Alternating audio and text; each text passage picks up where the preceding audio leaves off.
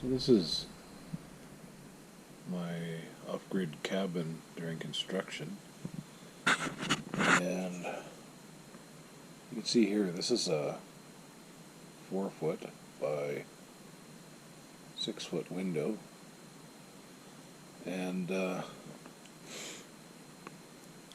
this is proper framing technique for a window port.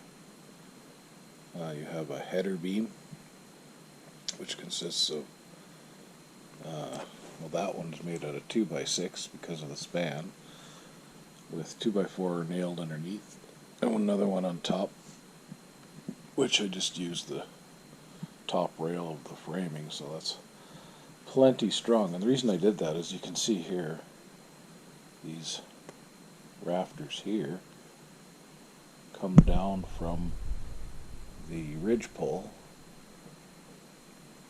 I like this particular rafter system. It really makes a nice, strong roof. And you can see I've used these dried poles here. These are about 5-inch diameter at one end there. That's a 12-foot span. There's three of them across there. I've got a double top plate in these walls. You can see that's 2x4s doubled up and they're spiked.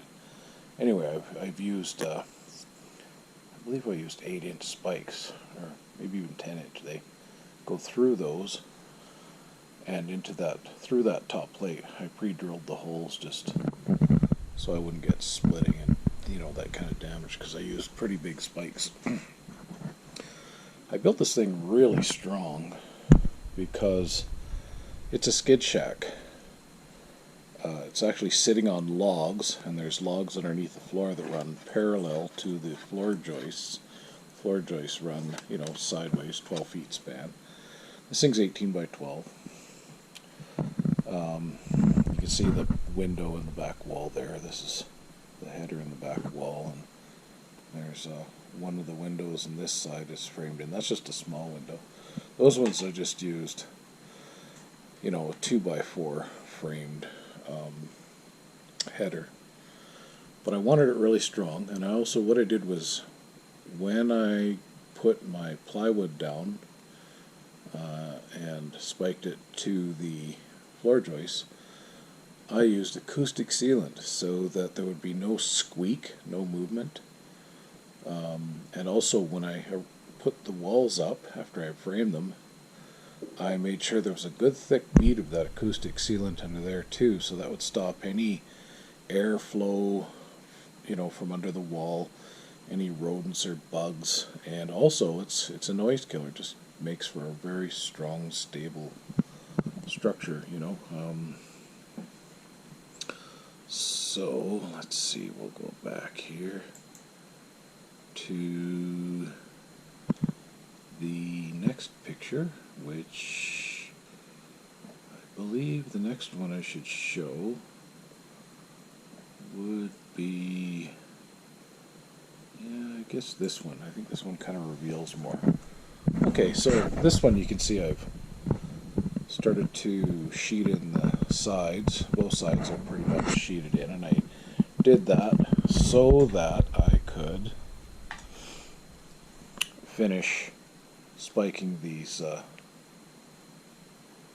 rafters. And how I did these was I spiked them through there on an angle. I used, I think, 4.5 or 5-inch spikes, spiral nails. And between that and, as I say, these 3 poles spaced at, well, there's one in the middle, this 18-foot shack, so that's the 9-foot center, and then 6 feet from that on each side are the other poles. And the reason I did that was I want to make kind of a sleeping loft up there, you know, that you can get up to with a ladder, or just for storage, whatever. But I didn't want the whole thing closed in. I wanted it open so it was airy, because most of the lumber I used is repurposed from a teardown. And my walls, actually, my outside walls are 7 foot top of the header to the bottom of the wall, and that was because I was, repurposing used 2x4 from a teardown, which saved me some money. It was a major pain in the ass though, because the lumber I used had been, inside a wall for 30 years, easy, and the wood was really hard. Pulling those nails was a lot of screwing about. You can see under the bottom of the wall here, you can see the skid. That's a log that I cut, and that's what the cabin is sitting on. The point of that is, if I ever get my own piece of land, or if I need to move it, I can simply jack it up and pull the blocking out, and then put a cable on it and move it to another location. Or it could be loaded on a good stout trailer. Probably I need a triaxle because of the size of that. So we'll go back and see if we can find a more complete picture of my cabin. Here we go. Yeah, this isn't the best, but okay. So this here is all sheeted in, and I don't have the windows installed yet. As you can see, I just have them covered over with plywood and some plastic sheeting. The doors in, and the metal roofing is on, and you can see the stack is on there for the wood stove. So I haven't done much with it from this stage. It is further along than that, but the windows are all in, but I haven't, I've got to trim the ends of these. I was debating how I was going to finish that, and I finally made up my mind, so I'm going to cut these off flush, and I'm going to close that in.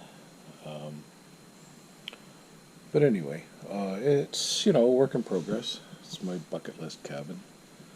And I should probably stop this because it's going to get too long. But anyway, this is my part 2, just so I could show kind of the construction, and I kind of wanted to stress the importance of using header beams in walls over windows and doorways. I see a lot of people building things, off-grid cabins and structures, and geez, if you're in the lumber yard, they're buying lumber anyways. They probably have information on proper framing techniques for wall and door headers, and I would really recommend to look into that. The next cabin I make is going to be a little smaller, this one, 12 by 16, and I'm going to pre-frame the rafters. I'm going to prefab them, and there's a reason why I want to do that, and I'll explain it as I go when I do that. But